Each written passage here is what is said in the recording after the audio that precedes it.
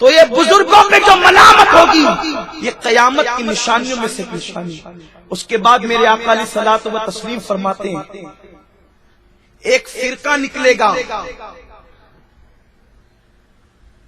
جو ایسی نمازیں پڑھیں گے قریب قیامت کہ تم ان کی نمازوں کو دیکھ کر اپنی نمازوں کو حقیر سمجھو گے، اور وہ ضرورت سے زیادہ اونچا پاجامہ پہنیں گے۔ یہ حدیث پاک ہے، میرے آقا نے آئینہ دکھایا ہے۔ لوگ ہم سے کہتے ہیں یار یہ سنی علماء جو ہے وہ ٹکنے کے نیچے پیجامہ پہنتے ہیں اور ٹکنے کے اوپر پہننا چاہیے۔ میں کہتا ہوں کہ ٹکنے کے اوپر بالکل پہننا چاہیے، یہ سنت ہے، لیکن پنڈلی تو دکھا کر بے شرمی نہیں کرنا چاہیے، کیونکہ میرے آقا نے کبھی اپنی پنڈلی نہیں دکھائی، بلکہ حدیث پاک ہے پنڈلی تو اپنی جگہ ہے، حضور کے تلووں کو بھی ہر صحابی نے نہیں دیکھا۔ حضور اتنے حیا والے تھے کہ حضور کے تلوے کو بھی ہر صحابی نے نہیں دیکھا، چند مخصوص صحابہ جنہوں نے تلووں کو دیکھا۔ حدیث پاک یاد آتی ہے ایک مرتبہ میرے آقا علیہ السلام اپنے بستر پہ لیٹے تھے اور میرے آقا کی لنگی شریف اتنی اوپر تھی کہ پنڈلی نظر آ رہی تھی، پنڈلی شریف نظر آ رہی تھی۔ صدیق اکبر اجازت لے کے بیٹھ گئے، حضور ویسے ہی لیٹے رہے۔ فاروق اعظم اجازت لے کر بیٹھ گئے، آقا ویسے ہی بیٹھ لیٹے رہے۔ جب عثمان غنی آئے اجازت لینی چاہیے تو آقا اٹھ کے بیٹھ گئے، پنڈلی پہ کپڑا ڈال لیا، پنڈلیوں پہ کپڑا ڈال لیا، اور وہ آئے گفتگو بھی سب چلے گئے۔ تو آقا سے سیدہ عائشہ نے پوچھا آقا میرے باپ آئے آپ اسی طرح لیٹے رہے، حضرت عمر آئے اسی طرح لیٹے رہے، لیکن جب عثمان غنی آئے تو آپ اٹھ کر بیٹھ گئے، پنڈلیوں پہ کپڑا ڈال لیا۔ آقا فرماتے ہیں عائشہ میں اس سے حیا نہ کروں جس سے اللہ کے فرشتے بھی حیا کرتے ہیں۔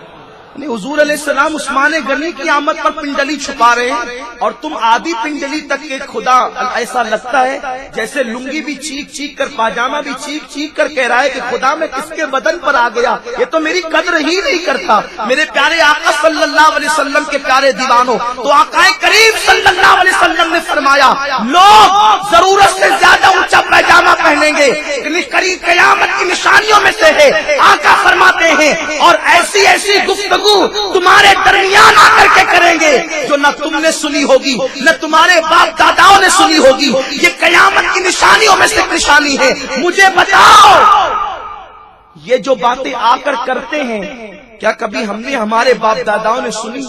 یہ کہتے ہیں حضور کو پیٹھ کے پیچھے کا علم نہیں، کس محدث نے لکھا، کس مفکر نے کہا، کس ولی کا یہ عقیدہ ہے؟ حضور مر کر مٹی میں مل گئے، معاذ اللہ، اس صحابی کا عقیدہ ہے۔ ہم سے پوچھتے ہیں حضور علیہ السلام حیات ہے، کس صحابی کا عقیدہ ہے؟ نادان ہم چیلنج کرتے ہیں کوئی ایک صحابی کا عقیدہ بتا دے جس نے یہ کہا ہو کہ حضور مر کر مٹی میں مل گئے۔ نادان ہر صحابی کا عقیدہ ہے کہ اللہ کے رسول اپنی قبر میں زندہ ہے، اور صرف زندہ ہی نہیں ہے، ایسے زندہ ہیں کہ حضور بند دروازے کو بھی کھول سکتے ہیں، مدد بھی کر سکتے ہیں۔ اسی لیے تو حضرت علامہ جلال الدین سیوطی رحمت اللہ علیہ نے لکھا ہے جب صدیق اکبر کا وصال ہوا یا وصال کا وقت قریب آیا، یہ کون ہے؟ یہ صرف صحابی نہیں ہے، سن لیں یہ سارے صحابہ کے سردار ہیں، یہ صحابہ کے امام ہیں، یہ صحابہ کے مقتدا ہیں، اور صدیق اس صحابی کا نام ہے جس کی صحابیت قرآن سے ثابت ہے۔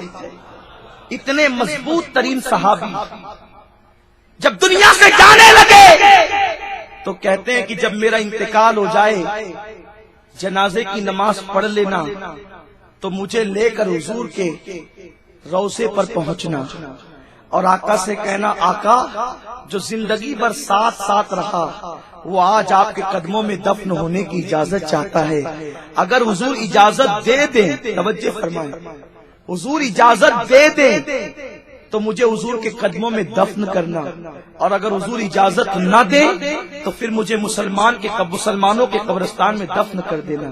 میں آپ سے پوچھنا چاہتا ہوں کیا اس وقت تو حضور اپنے حجرے میں بیٹھے ہوئے تھے جو اجازت کی بات ہو رہی تھی؟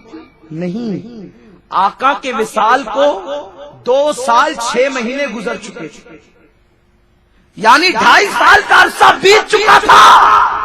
اس وقت صدیق کہہ رہے ہیں کہ حضور سے اجازت لینا، اجازت دیں۔ ویڈیو اگر اچھا لگا ہو تو لائک کر کے آگے ضرور شیئر کر دینا۔ اللہ حافظ۔